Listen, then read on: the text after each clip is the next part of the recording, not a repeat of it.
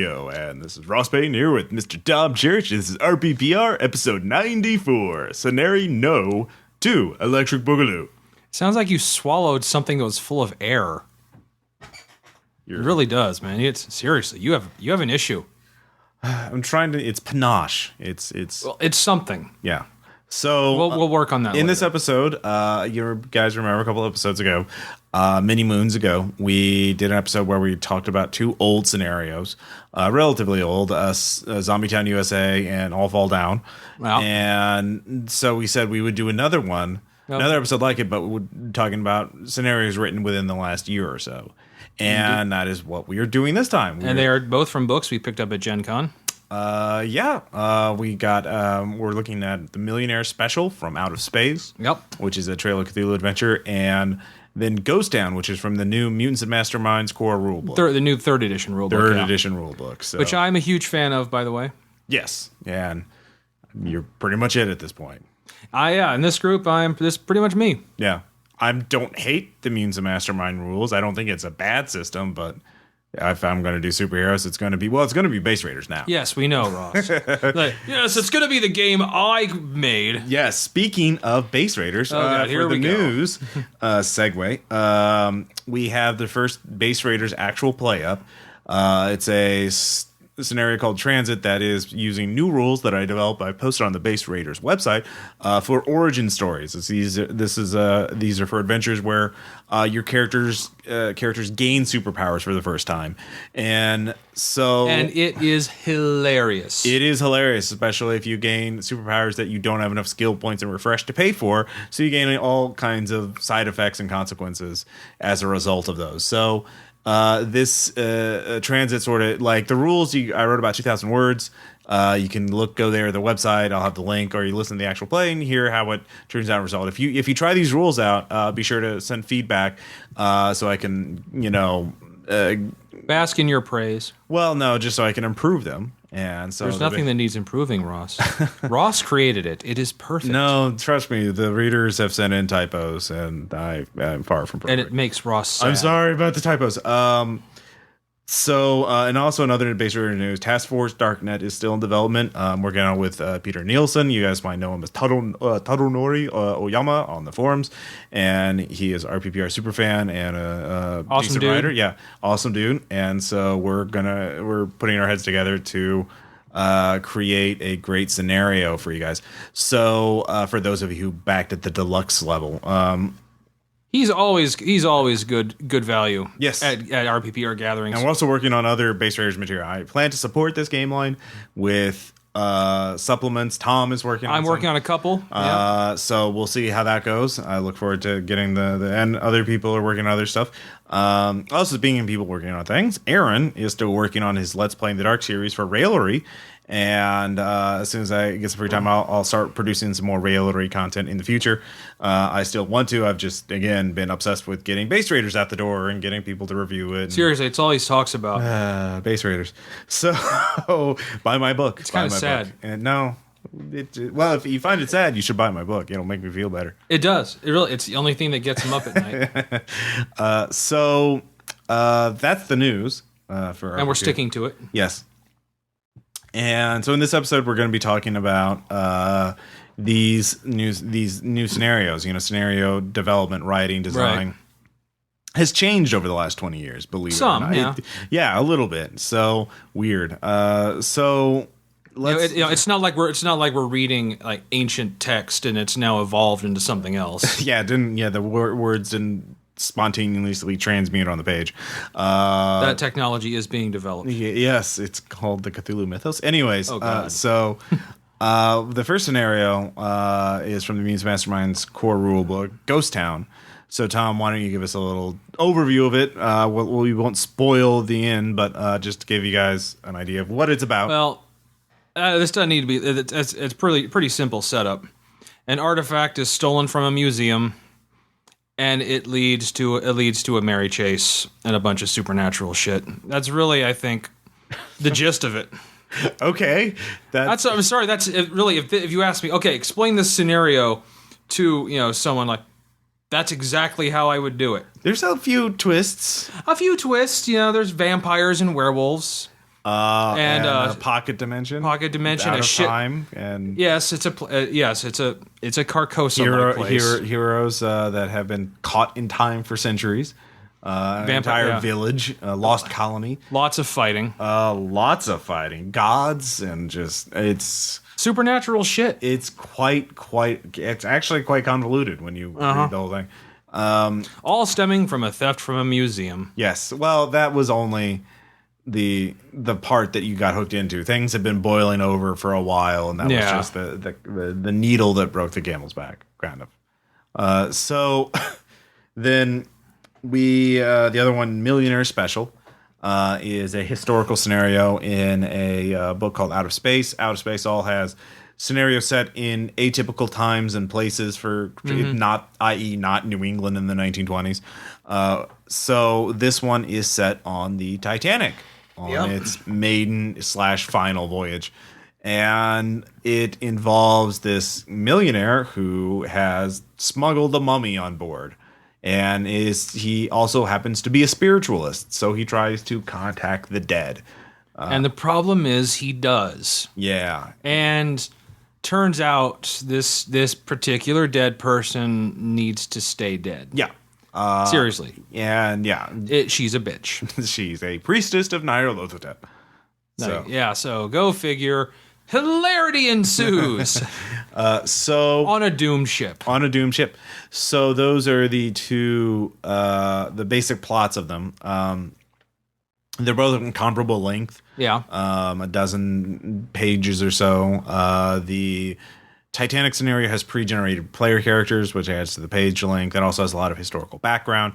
Just in case you're one of the few people that doesn't know about the Titanic. Well, there's the difference between knowing that it happened and knowing like the details of what goes on. Which I am one of those people, so. Well, like not everybody knows about the extent of its library or Turkish baths or cafe or the swimming pool, the tennis court, the squash court. Yeah, squash court. Sorry.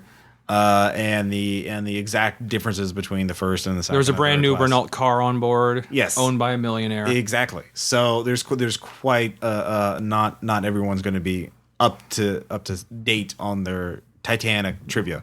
So, anyways, and then of course the Mutants and Masterminds book talks about Emerald City a little bit, which is the city that is totally not Seattle. Yeah, the Mutants and Masterminds has this thing where they have two like made up cities that are the kind of their core settings. Freedom City, which is the East Coast, and Emerald City is the West Coast. So they talk a little bit about that, but they're like it's only a few pages. Because it's a very much a four-color. I spoke to some of the Green Ronin guys at Gen Con, and they said that they're going to have a whole new source book for Emerald City. Right, but it's not at all necessary for this. No.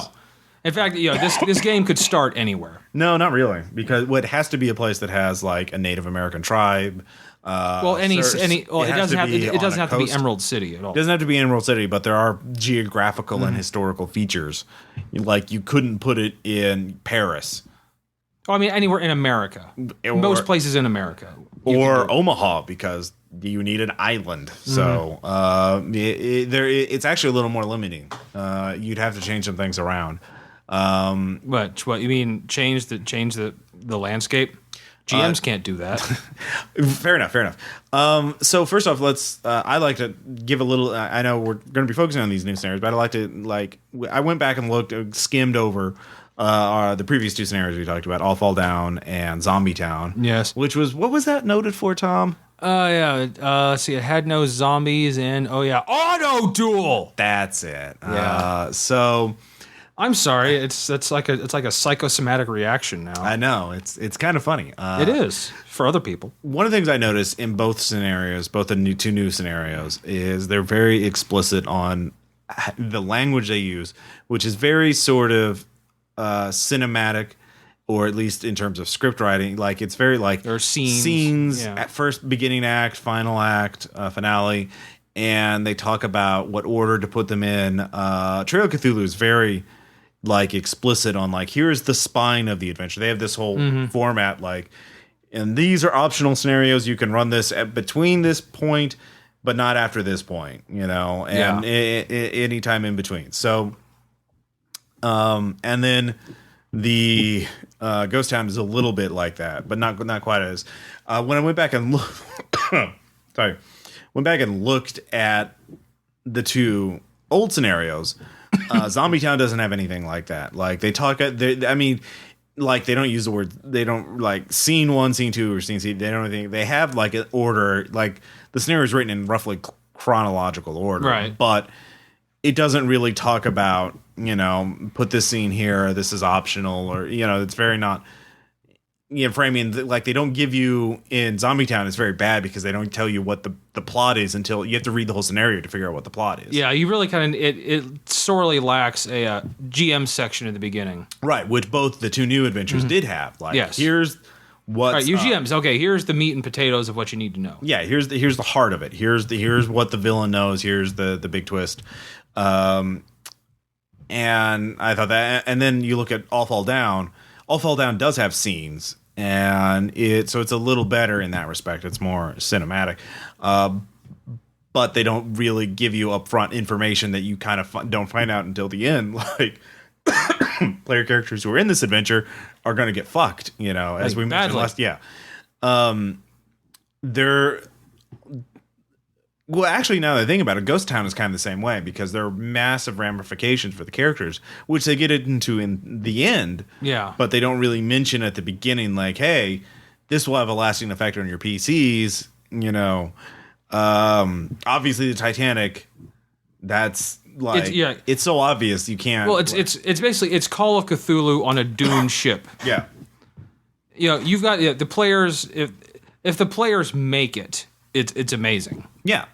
But so like that, and like all these Trail of Cthulhu adventures, the entire book is basically set up not as campaign but individual one shots. So it's like that sort of implicit, like your characters are going to be drastically changed. You can't really fit this in a campaign. No, they're. I mean, because of the timeline. I mean, like you'd have to set the entire thing around that. I mean, it would be really hard to do that. So, Well, I can imagine maybe. Sorry. I can imagine like Millionaire special. You could do it. This could be like the culmination of a campaign that's set in London, that takes you to the Titanic. Yeah, I mean, again, but then you'd have to set up before the Titanic. You would, and there's just you'd have to come up with an entire campaign. There's not really.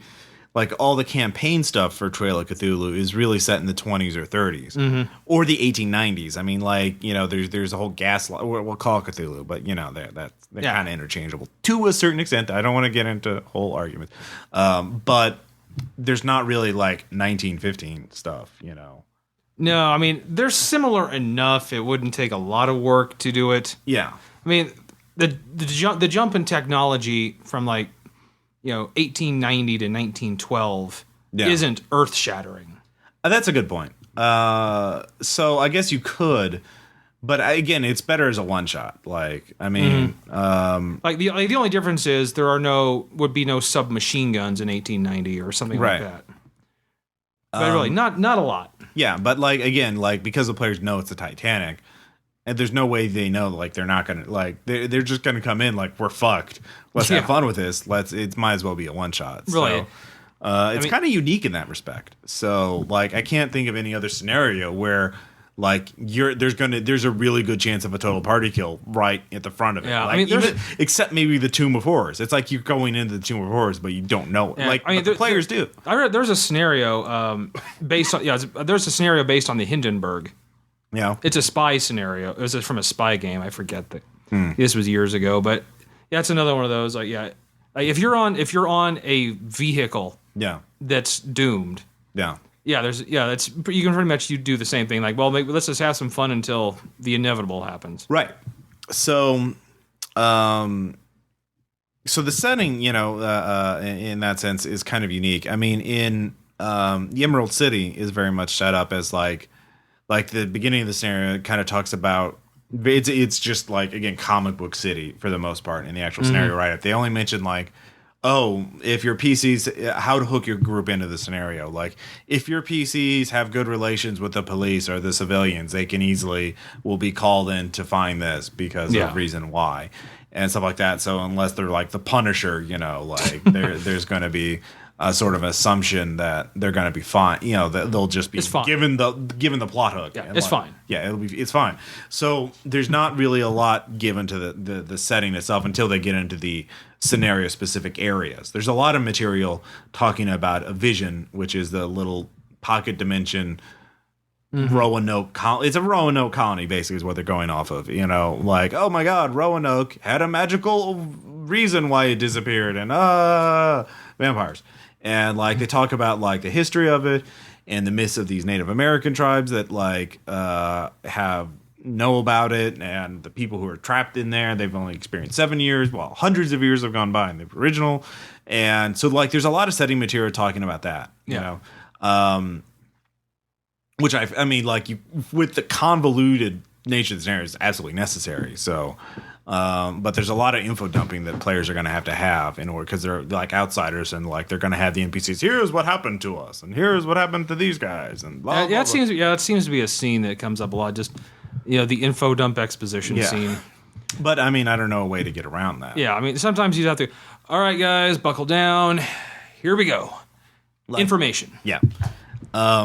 The Titanic scenario, like they have like a couple of pages worth of background material on it. But like they say, if you want it, here it is, and then you can go research more on your own. But then again, like as the players, you don't have to have too much of an info dump on the Titanic, because you can experience that just being on the ship. Yeah, I think that's more for the GM. I think.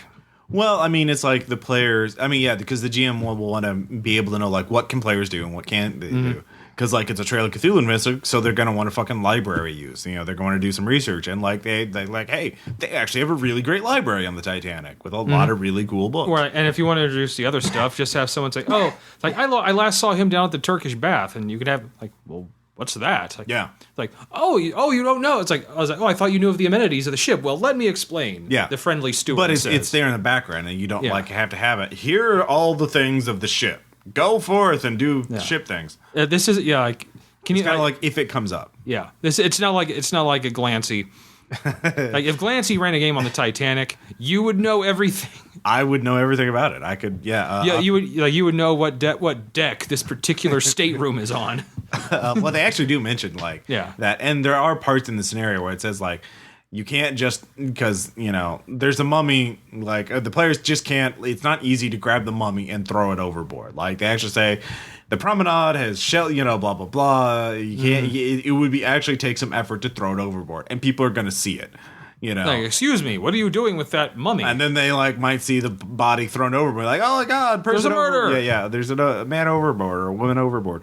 And some of the officers carried handguns on the ship, right? Which I also go into. So but that setting material is there, but it's not. It's there only. Context needed, context relevant. Like I felt with the Ghost Town scenario. You need it. You would need it. You just got to throw it all out. As soon as you get there, you're going to be in the fucking dark if you don't. Right, literally, because it's a dark place. Like it's literally like Ravenloft. It's my dark place. But there's it's got mist and shit like that. God, I play this scenario now. I'm going to hear the dark place theme in my head. God damn it! So ruined. Or awesome. Yeah.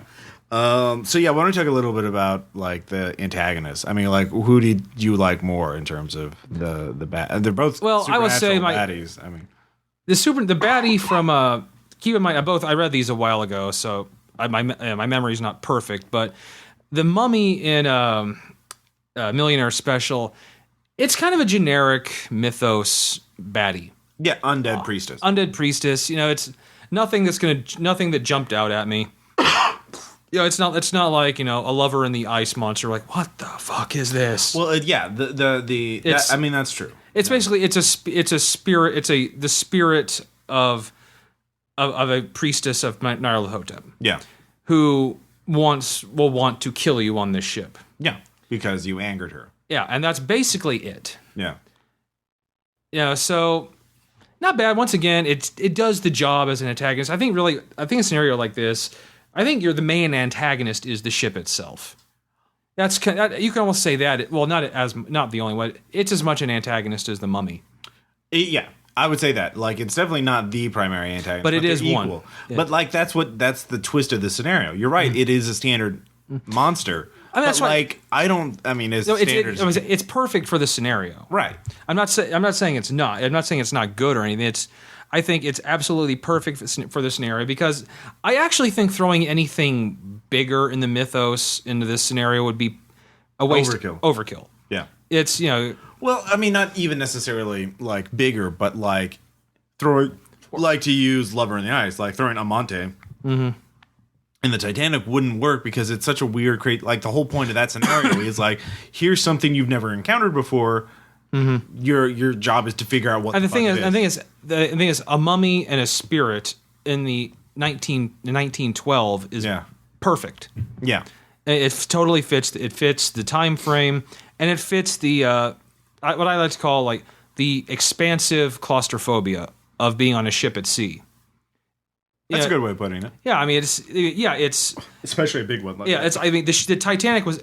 Okay, nerd shit coming up here. 882 feet long, and it's as high as an 11-story building with 2,200 people on board. So it's a big fucking thing. But you're still in the middle of the ocean. Way more than 220. No, it's 2,200 people. Oh, 2,200. I thought you said 22. No, it's 22. 2,200 people. Yeah. So it's this huge ship, but you're in the middle of the ocean. Yeah. You might as well be on Mars. I mean, yeah, you have the wireless. Yeah. So you can telegraph to shore, but that's it. Right. So yeah, you're stuck there. So I think something like that Mummy is perfect for this scenario. I think it works just fine. And I think it's almost kind of just unique to that scenario. Yeah. Because if this was on land, it was like in a museum in London or wherever, it would be boring. Like it would be a mummy, she's cursing us. Wow, I didn't see that coming. He's like, we need to seal off this block, and maybe we can go on to. Well, I mean, like the mummy has unusual like tricks. Like she does, like she has custom abilities and stuff like that. So it's, like what she can do is very like the GM has a lot of tools to use her to fuck with people. Right. Like. At first, she starts out weak. She builds up strength. She has different ways she can fuck with your dreams, or she can fuck with you. And she doesn't just want to just kill you. Yeah, she does want to suck your soul. She wants to torment you and suck your soul out. Yeah. So that but that's good. I mean, also that the Amante, once again using that, it wants to fuck you. Well, and then kill you. The thing is, but again, like the Amante scenario, the whole point of that scenario is to figure out what that creature is and how to stop how it works and how to stop. So that's what I'll say. Like the thing is, my point is like if you put Amante on the Titanic. I was using that as an example. Well, no, it's a good way. I mean, think about it. If you put it on the Titanic, there would be because there's a limited time frame in which the players one could detect Amante and then two fight Amante. Like. The ship could sink, and we would never know what the fuck we were fighting and whether or not we killed it. It would be left ambiguous. And also, the Amante also needs time to really get going. Well, you can change that. Like you could say he's a different subspecies of it or whatever.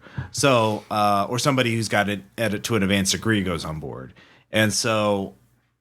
Like there are ways to do it, but the problem is if it's a totally new thing and the whole if you make you have to scenarios I think have to have one focus or the other, and so if the focus is here's a new monster, figure it out, or then if you put it in this environment where there's a good chance it just gets so difficult that the players are just not going to get 100% or they're not even going to figure out what the plot was. It's just like there's a good movie I saw, an interesting movie I saw a while called Beyond the Black Rainbow, which is trippy as hell. But I don't know what the fuck happened in it. Like, it's so trippy, I lost the plot. And so, like, I'm glad I watched it and that I experienced it. But, like, if it was a scenario and I left it and it ended, I'm like, the fuck? Yeah, Lost Highway did that to me. Yeah, exactly. You don't know what happened. And so you feel, it doesn't feel as satisfying as like a scenario where you're killed or you have a horrible fate, but you know what happened. You know the story at least. You know what I mean? Oh yeah. So I feel that's why using a generic monster like the Mummy, I used air quotes, listeners. He's a method actor. Yeah. Was better than using something really weird. Well, as I said, no, it fit the scenario perfectly. Yeah. And I do like the tools it gives the GM. Like there's so many ways it can mess with you. Mm-hmm.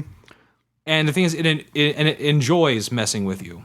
Yeah, the snare is really good about giving explicit advice. Like, have it target 1 or 2 players. Here's a list of 5 different things it can do. And at first, it's just going to fuck with you. It's just going to fuck with you. Because it's not strong enough. It's going to, like, attack you in your dreams, or do something else. And then, let the player, and then, like, that's enough. Like, you don't need, like, one of the players gets attacked, he'll tell the other players, and then all the players are, oh shit, what do we do? And they run around like chickens with their heads cut off. As players do. Yeah, and that's all you need. Like, another thing about scenario, I realize you really don't need as much as you think you do. Like, in terms of scenario prep. Well, no, it's meant, like, whenever I've designed a scenario, I always end up with too much in the first draft. Yeah. Always. Yeah. But then again, I think that's kind of going to... Because you're not thinking of the players. But, I think you need too much at first. Because then it's much easier to, I think, cut things away than to add things. Yeah, no, I mean, that's true. Like, Caleb's scenarios, like, are great, but, like, we saw that in some of the playtests for the new security stuff. It's like, he added, like, or not even no security, but, like, dangers of fraternization. He had that whole plot line about the baby, which, when cut, like, it streamlines the focus of it. But you don't know what's gonna do that, right? Because you don't know how players are gonna react. So I mean, that's a good lesson. You just, like, a mummy on the Titanic is enough. Like, that either element by itself isn't, like, super dramatic. So you don't need an extra thing of, and there's a rival on board trying to steal it. Yeah, that would be a little much. Yeah. That could work if you tone down the mummy. But I think the mummy needs to be the mummy thing. Is because like, the thing is, I kind of want to run it. Like, I'd love to run it sometime and record an AP of it, because I love the way it describes the real finale of the scenario is the sinking of the Titanic itself. Spoiler alert. Yeah. But, like, the mummy's in physical form, and the mummy doesn't give a shit about the cold. It's undead. So, like, imagine a scene where the Titanic's sinking, the players are getting closer and closer to the water, and when they get in the water, like, the mummy tries to drag them under, and they're like, oh fuck. Can you imagine that kind of fight? Like, that mummy's really fucking scary. Or can you imagine, like, after the ship sinks, if you're on that overturned lifeboat, standing basically in ankle deep water, knowing that's all that separates you from certain death, and you're thinking, and you really, really hope the mummy doesn't want to be seen by anyone else. Because if she doesn't give a fuck about that, you're fucked. You're fucked. You're so fucked. Yeah. So why don't we talk a little about? And as for then there's Ghost Town.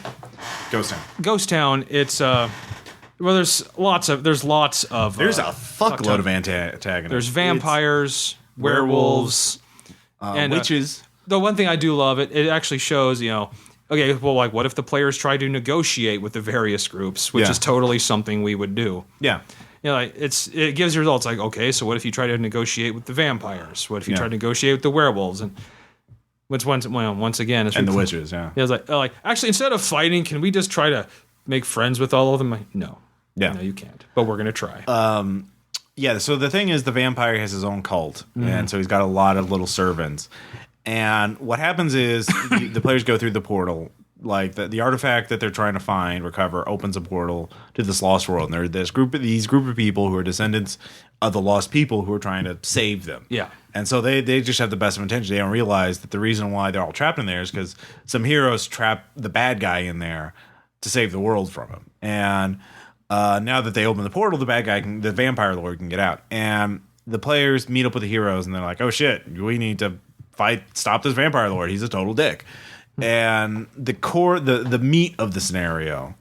Well, the first thing is, there are 2 fights right back to back. Like, the first two, like, players go to the museum, they get a clue that takes them to this island. That's just a wilderness preserve. That's where the ritual's going on. If they go straight from the museum to the island, like, they fight the people who are trying to save their descendants. There's a fight there. Boom. And so, like, there's one fight, and there's GM just says, throw as many of them as you want. They're minions. There could be a lot of them.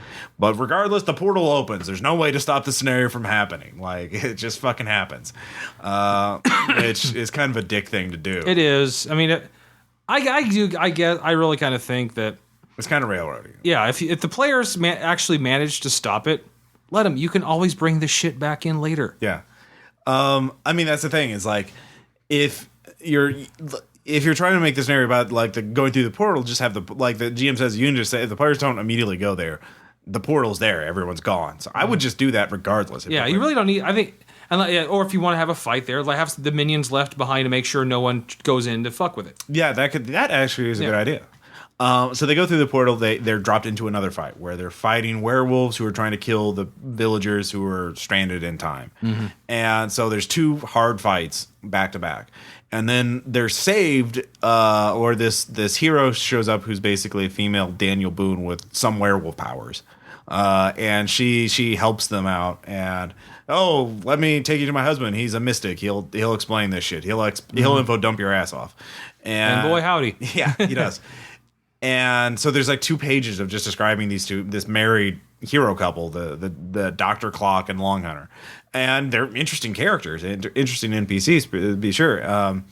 But then he gets in the meat of the scenario. It's like, hey, Dr. Clock, Dr. Clock says, we need to get 3 artifacts from these followers of the Vampire Lord to find the Vampire Lord. And then we can shut them down. I'm like, all right, so get the 3 things. Get the 3 MacGuffins. Get the 3 MacGuffins. And so Castlevania, not because one of them is the vampire's heart, and like the other 2 are other artifacts that grant powers. So it's totally Castlevania. Did you get that idea? Yeah, I totally got a Castlevania vibe. Like from one of the old NES Castlevanias. Yeah, like Castlevania 2. Which I own, actually. I beat that, yeah. I still have the original cartridge for the NES. I don't know what happened to my copy.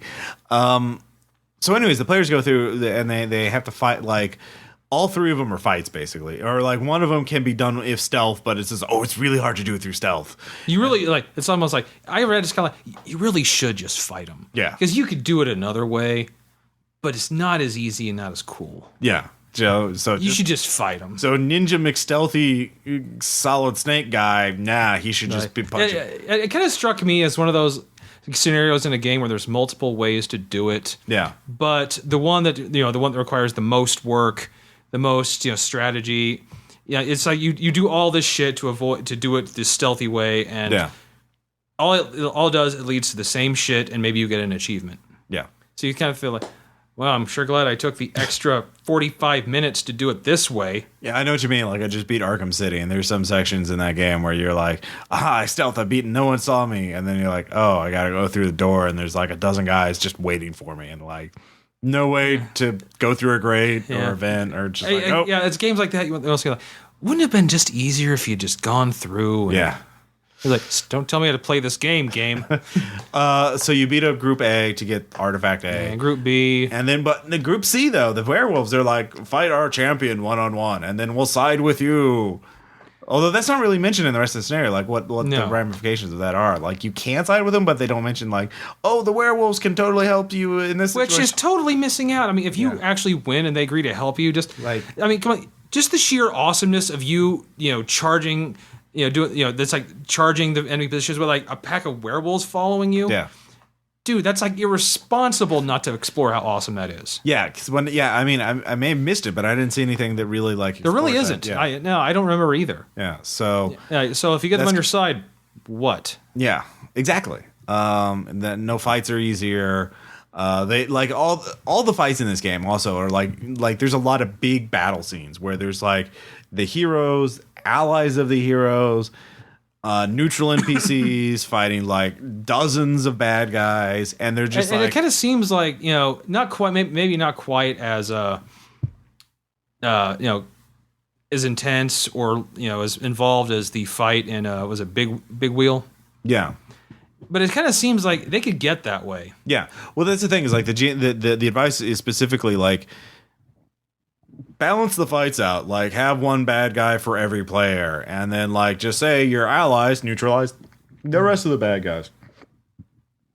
So they don't really give explicit advice on like how to balance the fights. Like if the players did this, the fight is easier because there's one less bad guy. Yeah, I noticed that they kind of they say balance the fight. They really don't tell you how to do that. Yeah, like. And that's the thing is like Mutants and Masterminds third ed, like that's a really crunchy game. Like you look at those stat sheets, like holy shit, those guys have a lot of like they put a lot of work into statting out the bad guys and the NPCs and the heroes. Remember that old list, like advice for GMs. One was if the GM bothers to create a character sheet for the villain, you're not going to defeat him.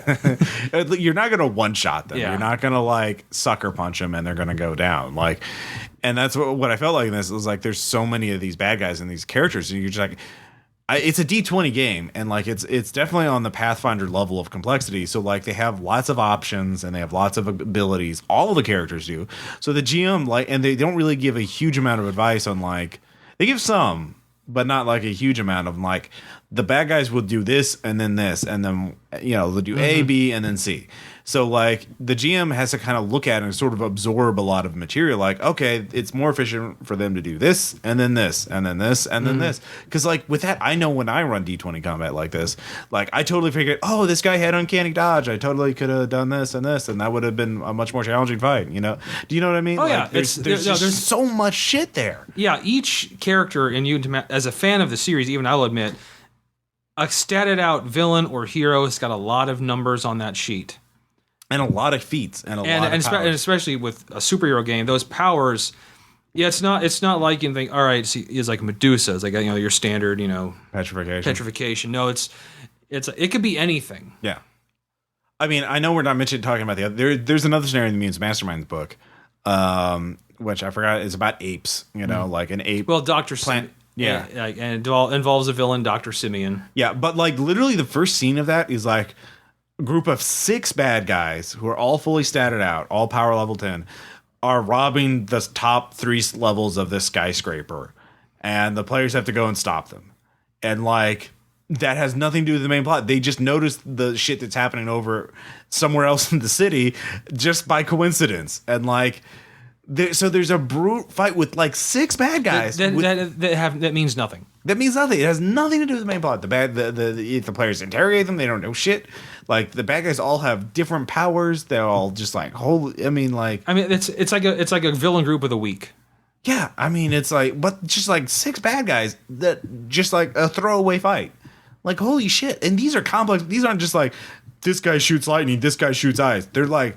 This guy has bolos, and this guy this woman can convert the weather, and this one has a cat. Like they each have like 3 to 4 powers, like environment effects and weapons. Yeah. And I mean, they're just like holy shit, that's a really complex fight. Especially for just at the end of this fight, you happen to notice something over there. There's the real plot. Go, what if you think?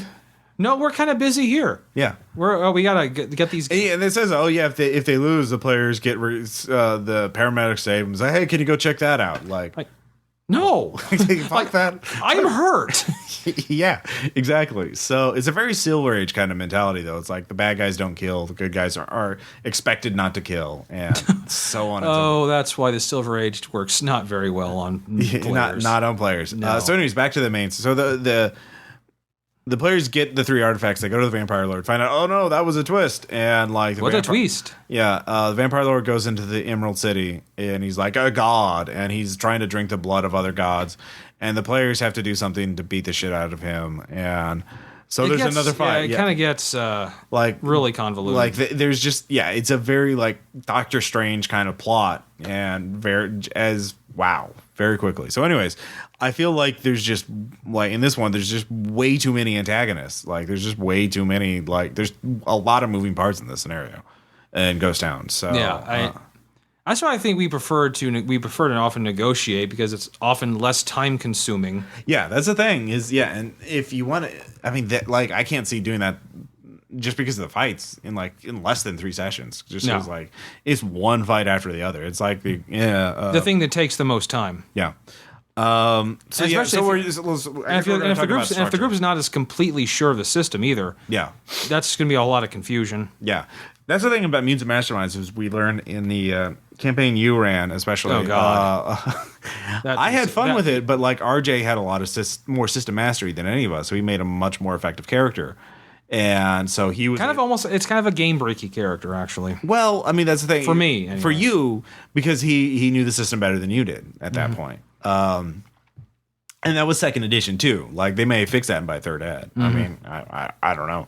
Well, pretty much they do say the GM is what I should have done was say, no, I'm not, that power set is just gonna be inappropriate for the game. Sure, I should have done that. Yeah, but I didn't. Right, but so I mean that's just kind of whatever. Yeah, a thing. So getting back to the scenario, so we have the antagonist, 2 antagonists and Millionaire special, the Titanic and the Mummy, versus just a vampire, his cult, werewolves. But yeah, just a lot of bad guys. So talking about structure, I mean, obviously both of them are pretty linear overall. Like the Titanic, obviously they give you a timeline of when the Titanic set sail and when it hits the iceberg. And so the players only have so much time before, the end game. Yeah, a true end game. Very good. Although they talk about what happens after that. The one weakness I felt about the Titanic scenario is the mummy does not die with the Titanic. It's already dead. Yeah, as it's already dead. And its spirit can follow them to shore. And but the thing is, it says it will keep haunting them until the 19th or until a certain date when it runs out of magic. It just burns itself out. And I'm like, all right, that's fine. That makes sense. But like there's no way for the players to know that. And so like if they get to shore and like the mummy haunts them the night they come back, like I'm fucked. I'm doomed. So there's might as well just, Yeah, exactly. But if they know like, oh, if we just hold on for 3 days, we're fine. Like then that becomes so like if I would change anything, I would like put some sort of clue or some sort of information. I mean, I know I would do like you just got to outlast your 3 days or whatever. That's what I would do. Yeah. In terms of the structure, giving them information. But it's kind of the scenes are very modular. Like you can run this scene in this order and switch these things around. The way the timing of the mummy attacks and that kind of thing. The structure of Ghost Town is pretty much you go through the port. Like the thing is, it does say you can go after the artifacts, the 3 artifacts you need to proceed in any order in Ghost Town. So like the players can choose which guys to beat up first, basically. The vampire monks, the werewolves, or the I'll witches. say at least the werewolves you have another option than just fight them and beat them. Right. But you choose like the structure of the scenario is like you can choose to fight them first.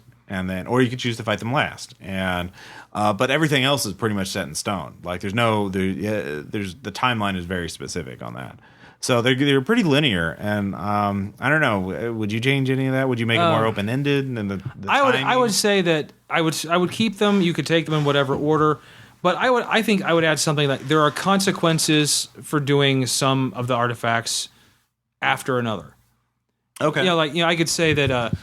So the game becomes an optimization thing. Yeah. Like, what's the best? Because you could, basically, like I'm thinking, like if you capture one artifact, the people guarding the other 2 are going to hear about that. They're going to know you're coming, and they're going to beef up their security of the artifact. The thing is, the artifact does grant powers. Like the scenario is very explicit until you have to give up all 3 to find the vampire lord. But until then, you can actually use one of the artifacts to help you. So if the players know what the artifacts do. Like, oh, this one boosts our strength and regeneration. Well, I'll just grab that and Hulk out and wail on the other guys. But I think there needs... Or they could try and like go after all of them at once. Like, split up into 3 teams. Yeah. I think there needs to be more options.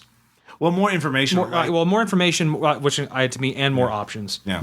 So determining which order you go after them. It's not just which enemies do you feel like fighting right now. Yeah. It's more. That's what I felt like. Yeah. I think it needs to be more. Well, okay, if you go after this one, you're gonna have an easier time of it. But then Group B over here is gonna have heard about what you've done. Yeah. They're gonna have some information on you, like what your abilities are, and they're gonna try to defend against it appropriately. Yeah, and one thing is also the structure of like those last encounters. Like the vampire lord comes into the city, and he's like a near god, and he's like 200, he's literally 200 feet tall, and like the scenario, like those encounters, I feel like one thing it's inevitable. Like the players have no choice. I never liked that. I feel like that has to be earned. Like the players, like if you didn't do this by this timeline, now you have to fight. You have a harder in-boss fight. Like I would have preferred something where the players could have like avoided that. You know what I mean? Yeah, it's the same way of the, the portal. Like regardless of what the players do, the portal opens. Like, yeah. Why? Yeah. Well, I mean, if the scenario is behind it, like, if you need the portal open, it's just for the scenario it's already open by the time. Yeah, just make it already open. Yeah, having a fight with no consequences is bullshit. You know what? Like. But also having something happen that the players are absolutely powerless to stop. Yeah, that can get annoying for them. If it's something that's meant to happen, don't give the players the illusion. Yeah, that they can can stop it. Just it happens off screen. I would definitely do that. Like, yeah, if you have a fight, there should be either positive or negative consequences whether you win or lose. And there's multiple fights in Ghost Town where that's wrong. Well, that doesn't happen. Like, you fight these guys, doesn't matter. You know, you just fought them. You know, and win or lose, it doesn't matter. And that's really, in the Titanic scenario, you don't really have that problem. You know, No. Because if you survive a fight with the mummy, you survive a fight with the mummy. Hooray! And good for you. And you don't go have write your soul sucked. Like, hey, you won. Go write your book. Yeah, get off the ship. So I definitely changed the structure of that. I felt like the structure of the Titanic scenario was pretty dead on. So yeah, it was. Yeah, the Ghost Town had a lot of railroading. Yeah, and well, I mean, to a certain extent, railroading's fine, but like, well, I think the illusion. Okay, there's too much open railroading. Yeah. In this scenario, if you need the players to do A, B, C, there's ways to do it without the players thinking that, like, well, do I have a choice in this game? Or? Yeah, does it matter? Mm-hmm. Like, the players should feel their choices matter, and I feel like that's the main thing. Like in the Titanic scenario, it really does matter what you do, because the players can make certain encounters much easier or much harder if they broke into the Millionaire's cabinet and searched around. They could have found his book and his notes and learned a ritual to hurt the mummy. Like, they broke the law, and they betrayed the trust of their friend. But they can also think, so we broke the law. The thing we broke the law on is going to be at the bottom of the ocean. Yeah, and we're alive, hooray! And it's dead. Like, fun fact about the Titanic: someone broke open a door to get someone out who was trapped, and a steward informed them that he would have them arrested when they returned to New York for damaging ship property. Yeah, something like that happened. Wow. Yeah. Did any of them live? Yes, because obviously someone reported the story. Oh yeah. But no charges were filed because you broke open a door on a ship that sank. Yeah, that's kind of like. The other thing is, even if they went to trial, it's like, prove it. I did that. The door's open. We just walked out. Yeah, it's like his word against ours. Like, in the worst case, like, well, we can't exactly examine the door now, can we? Exactly. So yeah, it's that one. Like, what are you gonna do? Arrest me? Yeah, exactly. So I felt like the choices in the Titanic scenario really mattered. Like, they have a definite impact of, like, there's a weight. How much there's a weight character, behind them. Yeah, there's like, the characters can benefit or they can not get, like, they don't get punished if they make wrong choices, but they don't gain the benefits they need. Yeah, actually, to fight the there's mummy. a video game I played. I think it was from 1997. It's like Titanic: Adventure Out of Time. Yeah, it's like your British Secret Service agent. Is it a point and click adventure? Kind of, yeah. Or is it a side-scrolling adventure? No, it's point and click, but it's 3D. Yeah, and like, you're on the ship, you're after. I've heard of it. Yeah, like, you're after these artifacts that have been smuggled by a German colonel. Right, and it's kind of the same structure of the scenario in that it all takes place on the night the Titanic sank, and basically from the moment you get your mission finally, which is on that Sunday night at 7 p.m. Yeah, to when the iceberg hits, you have free reign of the ship. And that's where most of the campaign takes place. But then there's the sudden, now you're on a total time crunch when the ship is sinking. And it's all the stuff you did or did not do in the time before the ship iceberg that basically determines how difficult you have it or even if you can survive. So, I mean, that's good game design. Like, that like, meaningful choice and strategy. And all your choices on that, like, the choices you make on that ship before that iceberg hits, that's going to be what your end game is. Right. So there's strategy, there's thought, there's role playing in it. Yeah. And I felt in Ghost Town, like, there's a lot of these big set piece fights that I'm sure in a comic book would be very dramatic, very illustrated. Mm-hmm. But, like, the players are just along for the ride, I felt like. Yeah, it kind of seems that way. I mean, until the only choice you have is how you fight this combat. Really kind of seems the only choice. Well, there's also a choice in the end, like, who gets to be the guardian of the gate. Like, you seal the vampire lord up, and the other two players are guardians for all time, and, like, they have, like, responsibilities, and, like, the GM advises, oh yes, they can be tied into future. They could return to a vision to the haunted realm because it's totes the same, and you could reuse this place, and so it's kind of like the prelude to, like, a mini campaign setting, like. the thing is, it's kind of annoying because like if you ran this adventure without realizing, you're basically running a different campaign. You're not running a superhero campaign. You're running like a Doctor Strange kind of campaign. Yeah. Because like of all the implications, like gods have like given you these responsibilities and like you. And also, it's one of the things like, and I think if you have a game world already set, what if you don't want gods? Yeah. And things like that. Well, I mean, obviously, if you don't want gods, you probably shouldn't run the adventure. Like, hopefully you read it before you run it. But still, it's like, it does kind of seem that whatever it's totally it's gonna be something totally separate from anything else. Yeah, and that's my problem is it's like too open railroading. Yeah, and again, it just players are very passive. Like, in fact, a lot of the game kind of just seems like a cutscene. Yeah. Yeah, that's a good way of putting it. Like, you fight these guys. Here's you recover at this place. You have to go and get the 3 times. In fact, it actually seems more like a like a God of War game, a video game. Yeah, a lot of big open fights with lots of bad guys. So, like, and then unskippable scenes. Yeah.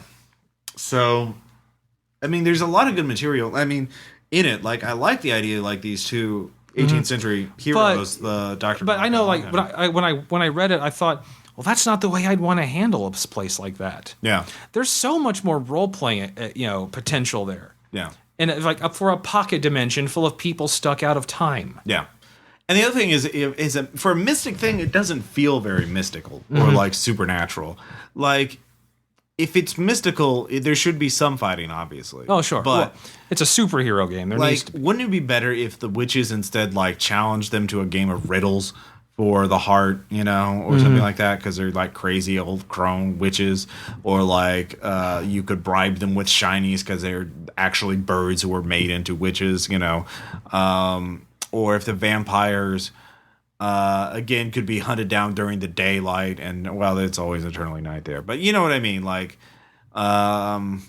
it felt like there should be different encounter types. Like, there should be more sense of wonder and mysticism in it. Yeah, the thing it kind of lacked a holy crap. Look at this. Yeah, or just like clever problem solving. Or they never really go into what would a society like that be? Yeah. Like, what kind of society would they have created in this place? I mean, I applaud them for trying like to do this very ambitious thing, but like they really didn't give it the page count it needed. I felt like it felt kind of very cramped for the amount of like concepts they were going for. Like for superhero game, like alternate dimensions and gods and portals to other worlds and saving the world. That's some epic sounding shit. Yeah, that's like a campaign. Like that needs some room to breathe. And you could, and I see a whole campaign in a pocket dimension like that. Yeah. I mean, it does give advice that you can revisit it, but like I'm talking, just going there. Like, just thinking like making alliances, talking with just not those only 2 NPCs, but all the other people that have been trapped there. Right. They mentioned the villagers that are just normal people. They're like flintlocks and shit like that. But like. Yeah, they don't. There's shit with them you could do. Yeah, they don't mention like who their leader is. They don't describe any of their like how they've been there for 7 years as far as I can tell. So isolated. How do they react to the players? Yeah, like a bunch of Puritan settlers. Well, they're 18th. They're a little later than the Puritans. It's like West Coast settlers. So like yeah, Puritans are a little early. Well, still old colonial settlers. I mean, the thing like imagine if what if one of the remember from that the show Sleepy Hollow? Yeah. Imagine like an African American. Yeah, exactly. character. Yeah, the Sleepy Hollow. Yeah, that's a really good way of putting it. Like, so yeah, there's a lot. There's a lot of potential in it. It's just it really does feel like they didn't give it. Well, there's all kinds of role playing potential. Yeah. Making the stuff I like to do. So yeah, I guess we're sort of at this point talking about lessons learned, like your critique of it. So. In Titanic, in the Millionaire special, let's go back to that. Sure. What I know my single biggest criticism would be like that after the Titanic thing, they kind of just rush through it. It's all on one page. And they say, you get rescued, and then it attacks for 3 days, and then you're fine. And like that's something I probably would have needed to know. I would have, like you really need another page or two to like, you're there, you're giving your deposition, and then the witch manifests in the room as you're talking to the cops or whatever. I mean, yeah, that kind of seems like the end of a movie where you survive the sinking and now you're back on shore, like in Boston or wherever. And then something happens to you. Yeah. And then the movie ends. That's what it kind of seems like. That's the way you would imagine it. It's just, oh God, it's never going to be over. Yeah. So, but it's not because the players can't survive it. So, like, they really needed to put just like one more page of like, here's how you do the actual finale. That like there's the false finale, the sinking, but then here's the real finale, you and the monster, and it really it's all or nothing now. It's just gonna try and kill you, and it's desperate, and you. I mean, shit, that'd be a good finale, knowing all right, you have to last 3 days. Yeah, and it's you like, but even just one night, like one night on the run from a mummy in New York. As you're still in shock from the Titanic, or imagine do 3 nights, one in like New York City. Yeah. So then you flee the city, like into the Pine Barrens. Well, I mean that's like the players could choose to flee anywhere. So like that. I'm just talking about you could have encountered like 3 crazy nights. Yeah. That but yeah, I mean they have time, but they have the day to prepare. Yeah. So like, all right, you have the whole day to get ready for that night. Yeah. And so on, and then you could do it once, or you could do all 3 nights. Like, yeah. So I would do it. I mean, I personally, instead of 3 nights, do one last night. The night they get back in New York, Mummy has one last shot to kill them. Maybe he tries to possess somebody so it can survive. That's its goal, and the players realize that. Maybe like some relative of the Millionaire is like, you have to kill it. It's still alive. Like, oh shit. And so they just have precious hours. So like that could be an intense, dramatic finale as they're in the Waldorf. Astoria, and they're trying to like, oh shit, and like their other survivors, the Titanic, are all traumatized, trying to, I can't believe my husband's dead. And like, yeah, lady, shut up, go away. It's like, yeah, lady, okay, yeah, your husband's fine, dead, great. Sorry, we need these shotguns for grieving purposes. Yeah. So like, we're Americans, we grieve in strange ways. We grieve in strange. So like that could be like there's so many possibilities. One, it could be like very subtle, like in the dark, ghost haunting you or something like that. Or it could be like Gonzo Pulp, where like it brings up, like it goes to the morgue and raises up. Or simple of you have to stay awake. Yeah, you have to stay awake until morning or something like that. And of course, you just got back from the Titanic, so you don't exactly have the. Yeah, your pools are pretty low. You don't have much to roll with, and so. But they really needed to they either needed to cut the mummy out and in the scenario with really needed more material. Yeah, it's either the mummy's powerless at the bottom of the ocean. Yeah, or something else. Or like they needed more. They needed to expand on that. Like you can't just like, oh, and the mummy attacks you for 3 nights. Mm-hmm. Like. What? Excuse me. What? That's not minor. That's a thing. I could still die after I survived the fucking Titanic, and then a mummy eats my soul. Fuck. Like that's information I need. Yeah, I want that as a GM and as a player. So that's kind of exactly that was what my point too. Yeah, it's just it kind of seemed like it just seemed like it just was out of nowhere. Yeah. The but it can still attack you. Yeah. That needed to be earlier in the book. Like, and that's sort of an artifact of that it seems like that's there because, the mummy wouldn't run out of magic points yet, so it can still attack because that's just the rules. And like, really, you just survived the Titanic, and the mummy. Yeah, I mean. It's getting it in the way of a good narrative if you don't make it into that's like the Lord of the Rings. You go through all that shit and then there's the Hobbit, the purging, the burning of the Shire afterwards. Like it's at that point like, oh no fucking way, really? Or it's like doing Lord of the Rings. You throw the ring in Mount Doom, and then he made a save. He still has 1 hit point left. And it's like, oh, come on. What? No. So no, you just have to hit the giant eye with a I don't want to. You're like, I don't want to. Yeah. The ring's gone. Yeah. You told me throw the ring in the mountain, and that would be it. No, he has 1 hit point left. He's totally you just like get an eagle and like, come on, that's bullshit. Like, come on. It's just 1. Yeah. Son of a bitch. Yeah, that's what it feels like. Mm-hmm. So Ghost Town, I think we went over We went over that pretty well. Yeah. So, but I mean, did you learn anything positive from either of the scenarios? Yeah, well, I think the one thing I learned positive is it's still just the idea of the scenario is still really good. Yeah. Are both scenarios or Ghost Town? Referring specifically Ghost Town. Okay. But yeah, it's really good. I mean, I read it. I mean, it's the specifics and the details and all that shit. But just the idea of it, like, holy crap, that is a really cool idea. You could kick off a whole campaign like that. Right. It really is a campaign setting inside a campaign setting. Yeah. So I heard you like campaign settings. Yo, dog. Yeah. That's. I learned that it's I guess the main thing I took away from that is even if the whole scenario itself isn't good as a whole, there's always something you can take from it. Yeah, always. I mean, even going back to like All Fall Down, Zombie Town, there was stuff that was cool in it. Totally was. I mean, like Zombie Town, like there's a lot of crazy shit in it that individually would be good. Like the diner owner. Yeah. I was thinking like the bed and breakfast owner who's like that's what I meant. The bed and breakfast psychic serial killer, Yeah, I was like, what? Whoa! Yeah, just that alone. I know. It's like hey, this is a fucked up town. That's a fucking good idea. And you know what it doesn't need? Yeah, auto duel. I think you're being a little overly harsh on auto duel. Perhaps I am, but perhaps I'm not. But on the other hand, auto duel. It feels good, doesn't it? It does. It's cathartic. Yeah, it is. Get some shit out of you. Mounting tank cannons on buildings to shoot at guys. It's just senior citizen. And you know what? It's when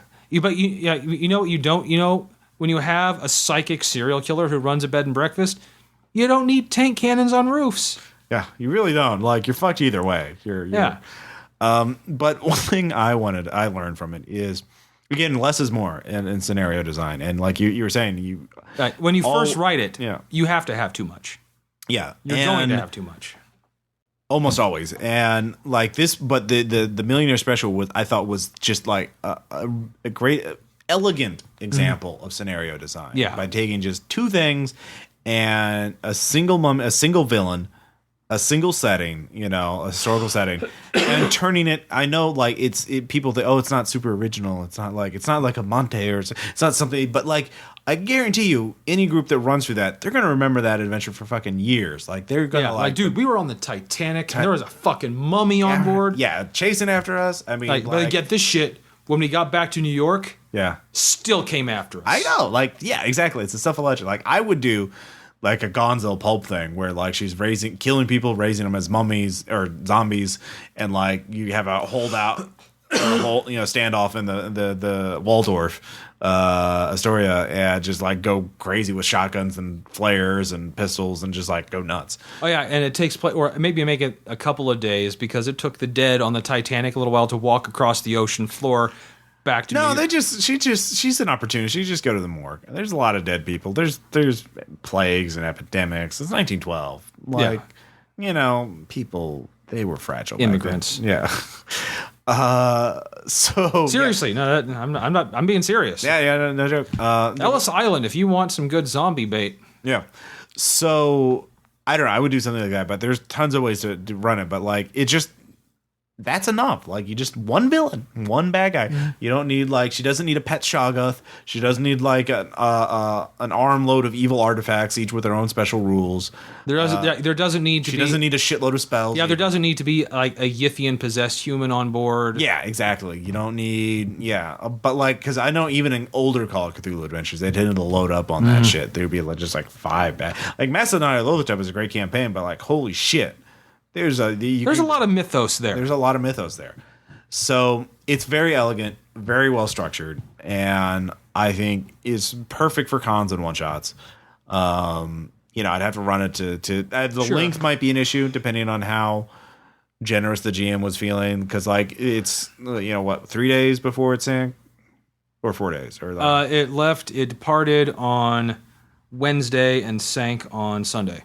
So yeah, there's 5 days. 5 days. So like, players could have a lot of you could fuck around like depending on how leisurely the GM wants to run the game. It could be 1 or 2 sessions. I can't say more than 3. Like that's a little much. You're going to be playing the game longer than the actual Titanic was out. That could be interesting. Run that scenario, but in real time. Like, all right, I'm going to research that. All right, we'll get back in 6 hours. I'm gonna play a game of poker to try to talk this guy for more information. All right, let's get some cards. Yep. So there's that. But yeah, I really liked it, and I've read some of the other scenarios in that book, and they're all really good.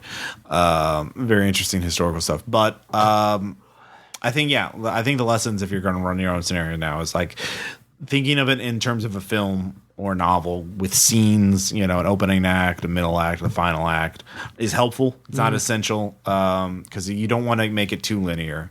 You want the players to help determine the pacing. But you don't need a whole lot to have a really fun game. Like, no, you don't. A couple of cool ideas and let the players run with it. You need the players time to freak out about this shit, And also, and the players have to be involved. Yeah. Like, I feel like Ghost Town would be a good campaign if it became like, first session, just investigate. Just like they dig up shit. Maybe they find, they track, maybe a professional thief stole it for the bad, for the. Maybe they have to go to a super prison to interview some evil sorcerer that's captured there. Yeah. You could do a whole Hannibal, meeting Hannibal Lecter as an evil sorcerer in a super prison. There's prophecies and the time of blood is coming, or whatever. So that's the first session. Second session, then they get to the island. And they oh shit, they have to fight through have to fight through guardians to get through, and that's just one fight. But it's very dramatic. They get through where are we?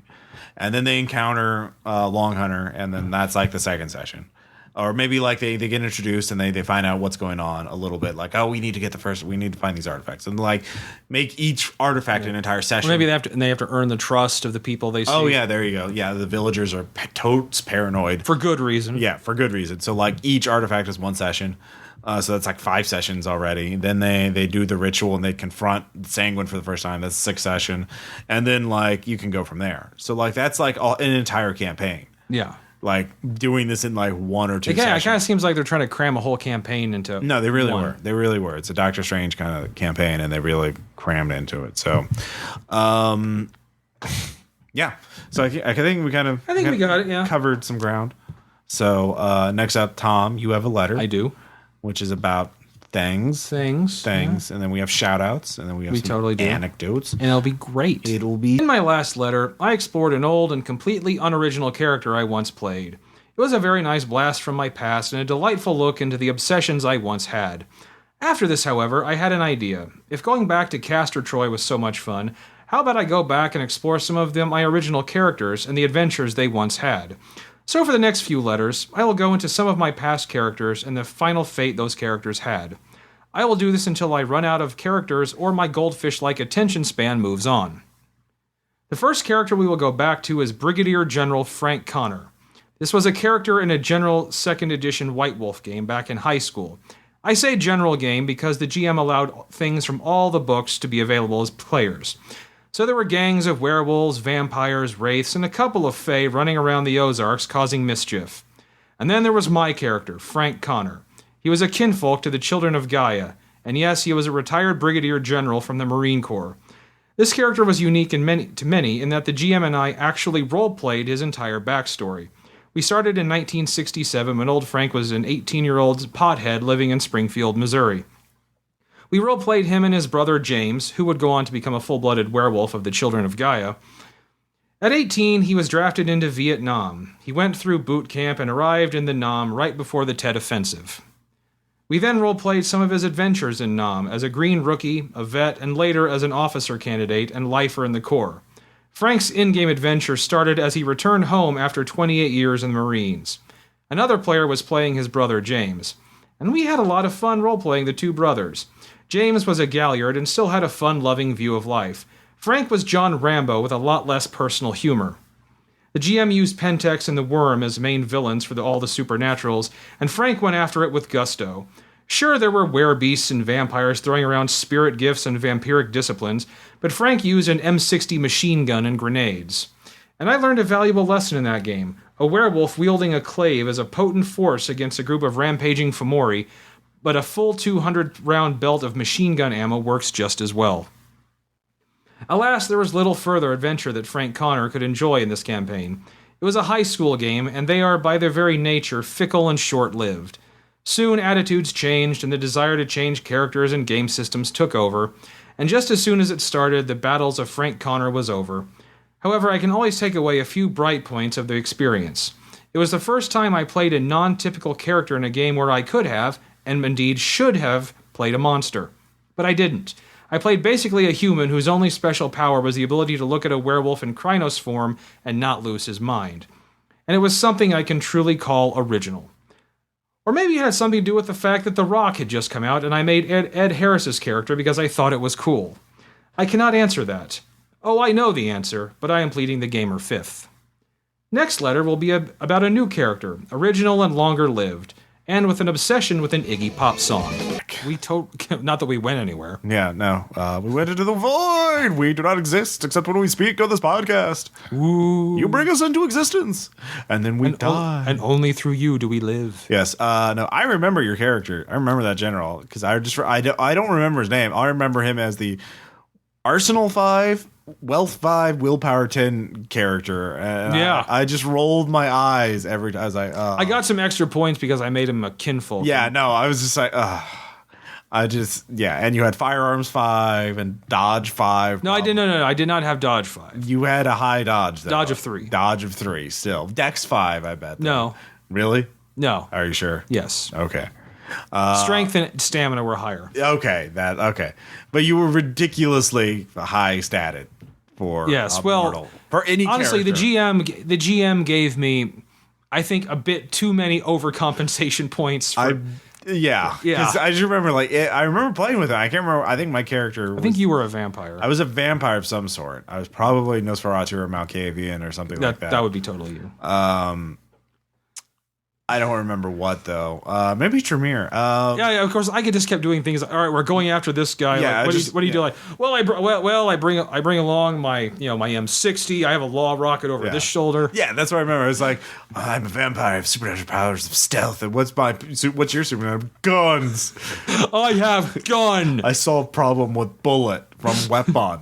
So that's what I remember. So I've rolled my eyes every time I think of that character mentally. Though, how many times have you thought about that character before now? Every time you bring up World of Darkness, that my mind does go back to really. I'm glad I could affect you like Arsenal that. 5 General that. That's what I remember. So I'm happy that you're happy.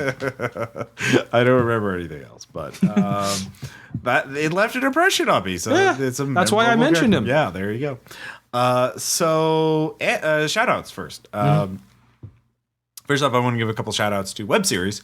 One is one I backed on Kickstarter 2 years back in 2011. It's called Red Scare. It's I know I mentioned it all the way back then when it was still on there, but it's finally out after 2 years, and I've actually looked forward to it. I actually downloaded and watched the entire series because I backed it. But the first 3 episodes are out for all of you who just want to watch it. Basic premise is 1950s, air raid, sirens go off, bunch of people. As they are wont to do. So the good citizens, group of 10 citizens. Small town America, rush into a fallout shelter to, save themselves. And then so they're all talking like, oh, what do we do? And then the next morning, they all go to sleep. The next morning, one of them wakes up. One of them is dead. Two holes in his neck, drained of blood. So the premise is vampire. There's a vampire one of them is a vampire. They're all trapped in there. It's like, oh my god, what do we do?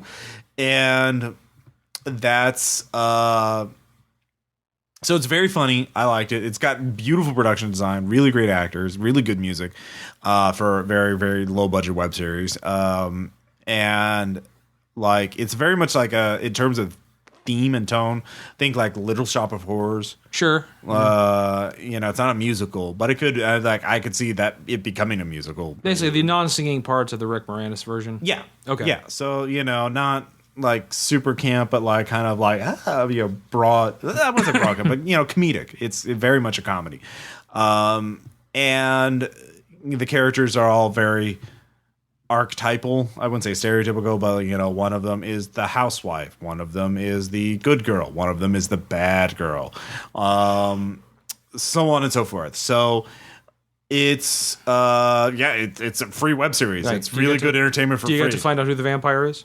Well, at the end of it, yeah. Good. I'm good. not gonna. I don't want you to. Yeah. I would hurt you. I would drain you of blood. Oh, jeez. Take that, Al Qaeda. That escalated quickly. That rapidly got out of hand. So, next web series is Shadowbound, and I know I mentioned this a couple months ago. It's the first episode's finally out. Is this Nathan Shelton's thing? Nathan Shelton thing. Yeah. Yes, a friend of RPPR. Good friend of RPPR. Yes, who has been doing things on our show for a while, and in this, it's a silent horror web series. The music, it's got music, but it uses title cards. And it looks beautiful. Like, it really does look like a silent film. And they really focus a lot on the production value of it.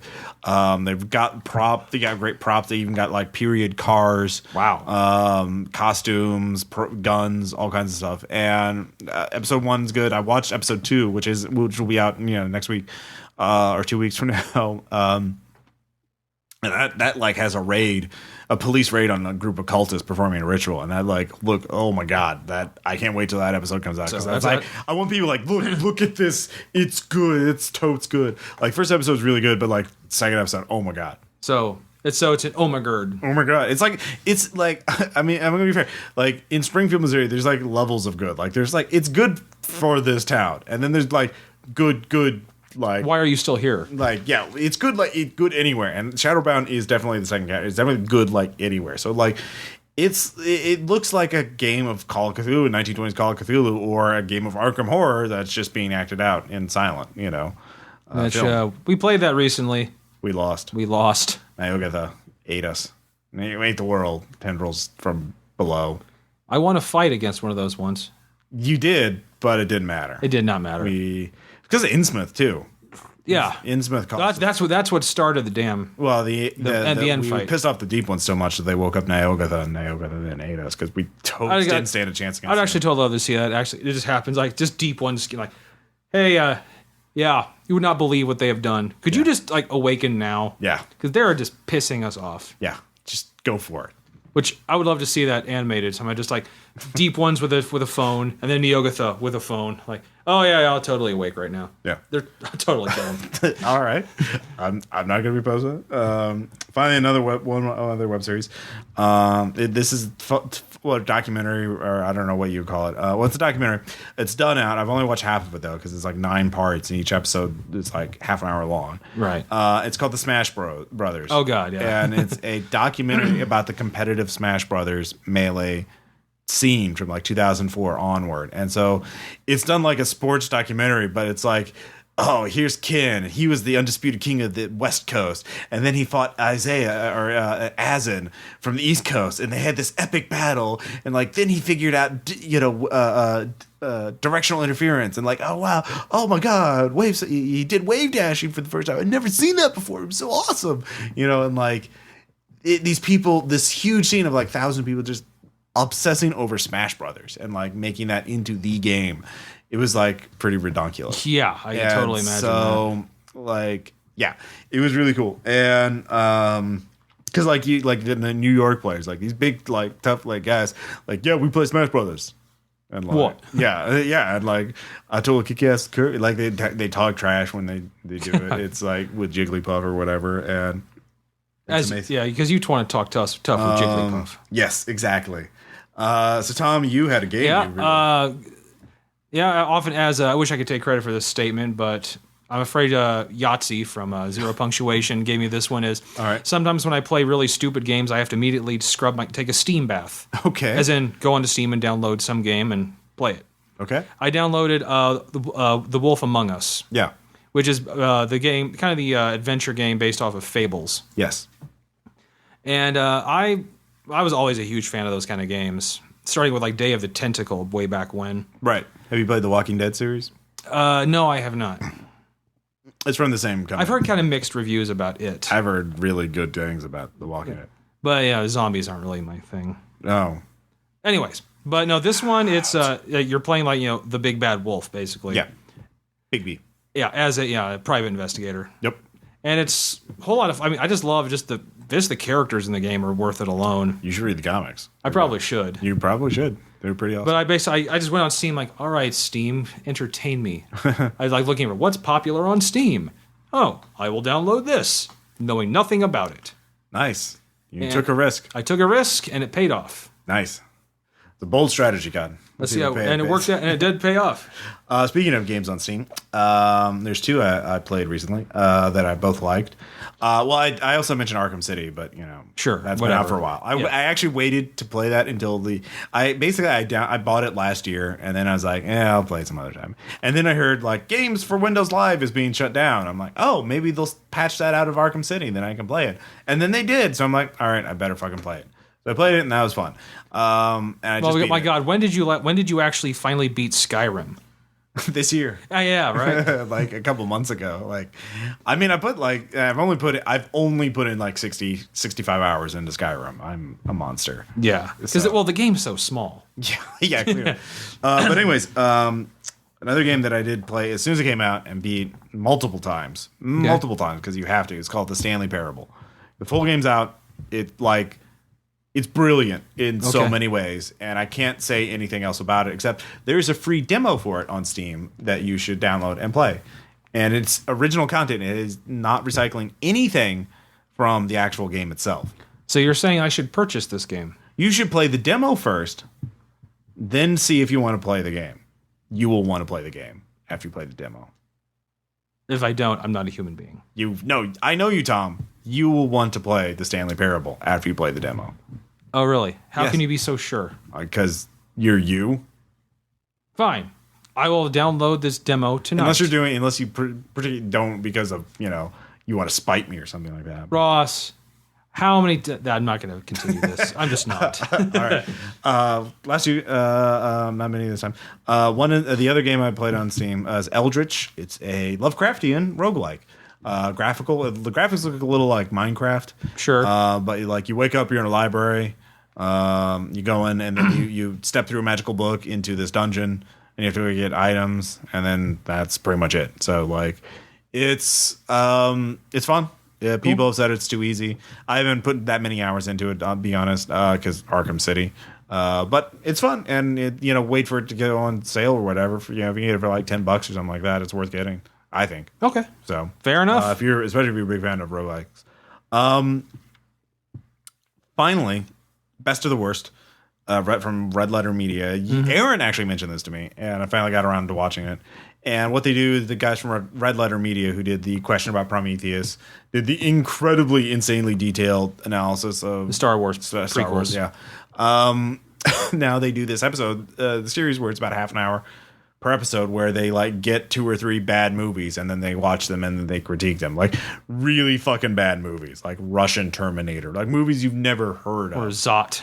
I think they did that one. They did Extro, which they actually really like. That was the one legit good movie they watched. Which I have seen, by the way. But yeah, Russian Terminator and Cyborg Tracker. They did RoboJocks, which I kind of liked. They kept mentioning that after Pacific Rim. Yeah. So it's worth watching if you like people giving really good, insightful critiques of really bad movies. And they did making fun of them. They also watched the entire Resident Evil series. Oh yeah. But best of the worst. So that's on Red Letter Media's YouTube channel. Those guys are really good. They are really good. Again, you finally watched their takedown of Adam Sandler's career. And son of a bitch, they have insight. I know, right? They're just crazy good. It was for what? What was the movie called that they Jack and Jill. Jack and Jill, yeah. Jack and Jill. Look at it's 45 minutes. And you think it's just going to be a review of Jack and Jill. Nay. No. That is a critique of every Adam Sandler movie ever made. It is 45 minutes of just pure analytical insight into why Adam Sandler is evil and how he gets away with it, and it's brilliant. And just the comedic joke breakdown, and it's just, there was one joke in the movie, one actual joke, and holy shit. Anyways, sorry. That's all you guys, and also you guys, you gave me just what was the black goo? What was the black? Yeah, their questions on Prometheus. They've done 2 videos on that now with the DVD release of it. Of course. So like the 48 DVD disc set of all your questions will be answered. Nice. So finally, we have our anecdote. We do, as usual. Have a couple of little things to mention. One is you might notice I've been coughing a little bit. I'm getting as am I. Yeah, I've been getting over a cold. I'm basically over it, except my I still cough. Yeah. But a couple weeks ago I was not. I was still like it happened right after I got back from New York, which really sucked. Well, New York makes you sick, apparently. So. I was like, fuck it. Well, I'm still gonna run games because let me tell you people something. Ross Payton is hardcore. Yeah, so doesn't matter if he's diseased. Yeah. He will run the game. I will infect all of y'all, and because he don't give a fuck. I don't. No fucks are given. Nope. So I ran Eclipse Phase right after I got back to finish off an adventure I'd started before I left, and so there's like, oh, what are we doing? What's going on?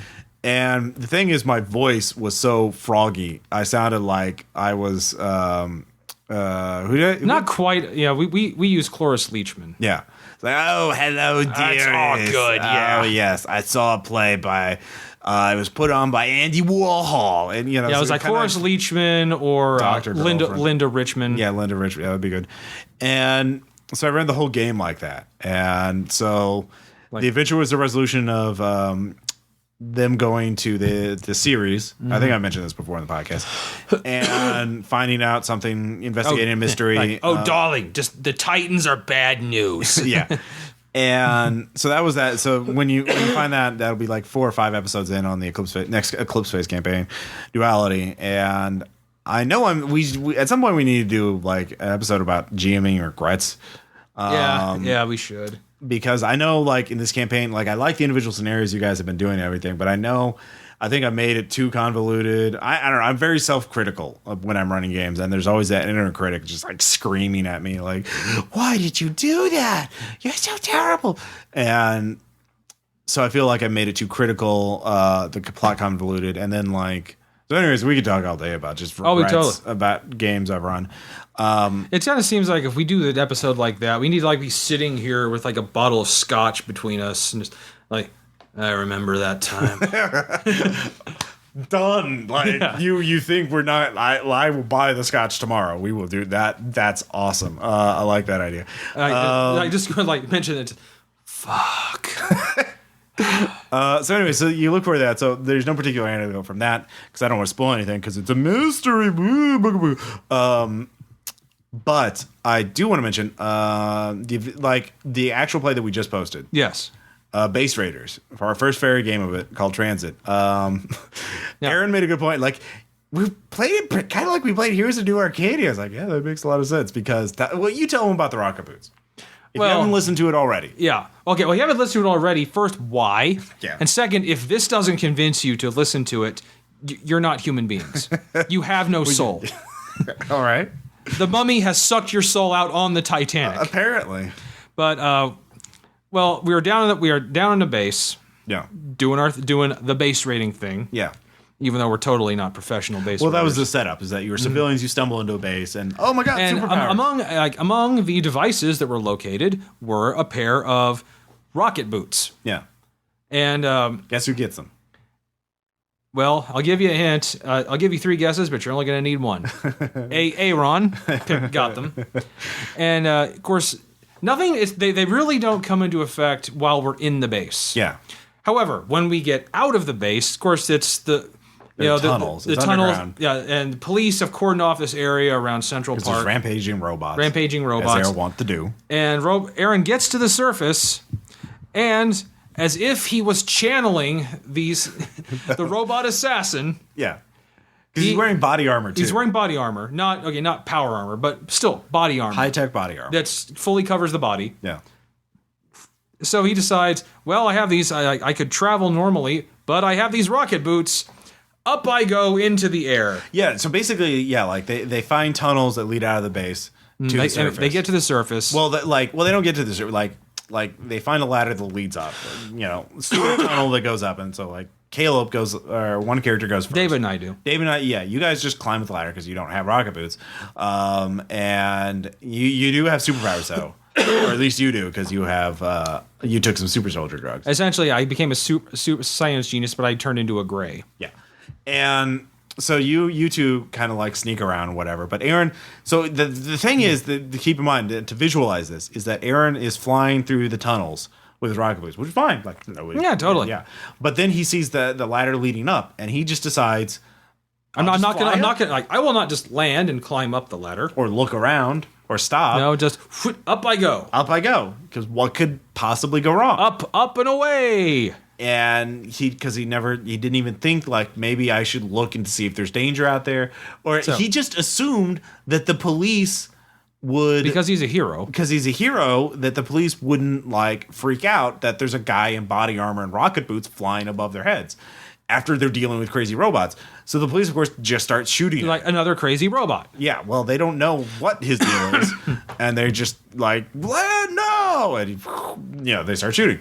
So Aaron, because of his rocket boots, can dodge them easily. But he's just like, why are they shooting? I'm going to try and warn them about the real bad guy who escaped. They're like, how are you going to warn them? Like, they aren't going to believe you because you have rocket boots. You're just flying overhead. Like, you're not. By the way, I want to say, I remember before we started doing this, I was arguing with you. Like, I kind of firstly think they would have tried to figure it out. But then I had to go back in my head and remember the scene. Like, oh, yeah, he just flew out of the sewers with this thing. No, that's exactly what the cops would do. Yeah, I mean, that's it. Like, but I think what surprised me is he was shocked that the cops were shooting at him. Yeah. Like, why are they shooting at me? Why wouldn't they shoot at you? You're flying over their heads in the bigger shock would be if they didn't shoot at you. Yeah, they don't know you. They're dealing with high-tech robots that are shooting up the place and all kinds of crazy stuff. It was the robot assassin all over again. It literally was. I said, the robot assassin. Like, Aaron was not pleased. No, with that, but I'm sorry. Well, first of all, I don't. Funny. I don't care because he doesn't listen to this show. He doesn't. Yeah. So I can say, that's exactly what the cops. In fact, I'm amazed he didn't get injured or killed. Well, like again, it's an origin story adventure, so I specifically made it. They were mundane skill, and he had extraordinary power tier. So basically, he had a huge advantage over their shooting ability. Yeah. So, but it finally took you mentioning they're calling in like the tactical units to bring in the big guns. Was the only that was the finally when he finally does. All right, I'll stop flying around and provoking them. Well, yeah, because like he didn't have a plan other than that. So it's a hilarious moment in the game, and I just like the thing is the reason I bring it up as an anecdote, even though the actual players are because the next day or a couple of days after that, Aaron is running his own game. Yeah, that he was a Call of Cthulhu scenario that will get posted here sooner or later.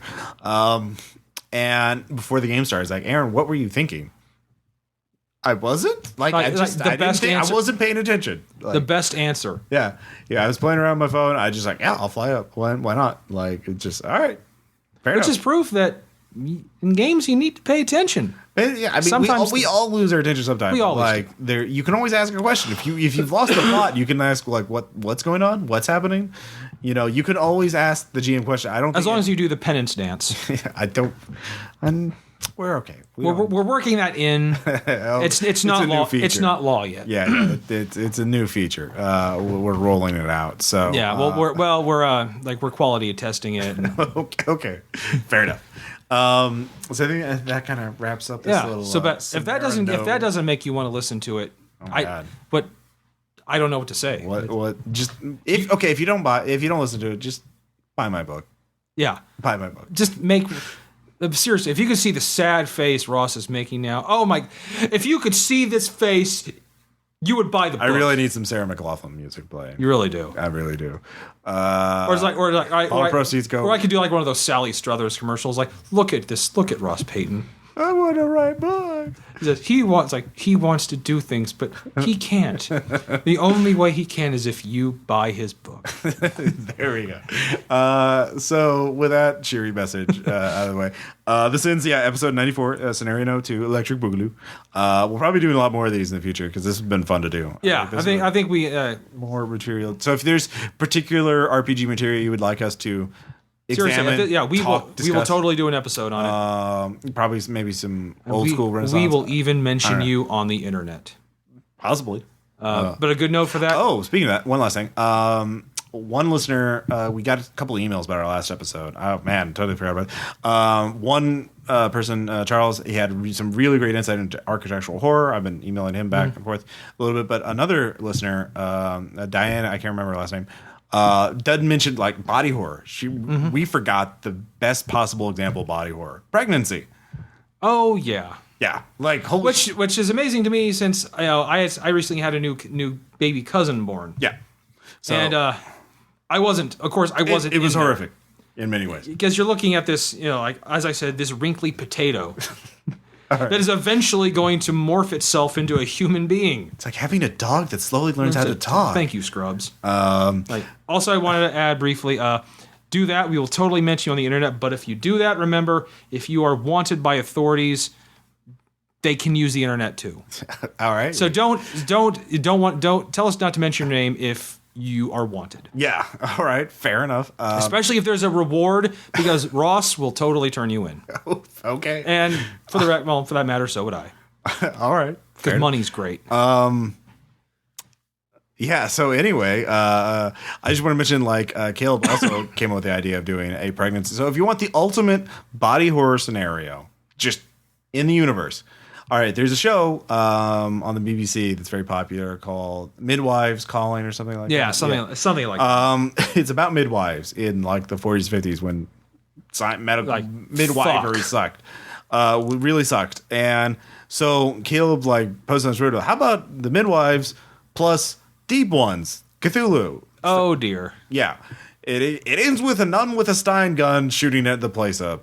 Stein gun shooting the place up. I'm like, yeah, it's sold. That's the ultimate body horror scenario. Or a Bren gun. Yeah, Bren gun. Okay, well, some kind of British gun. Yeah, some kind of British firearm. Yeah, killing all the deep ones. Saying something vaguely religious. Of course. While she does it. So there you go. The power of Christ compels you. We leave you with that imagery, cheerful as it is. Think about put that in your brain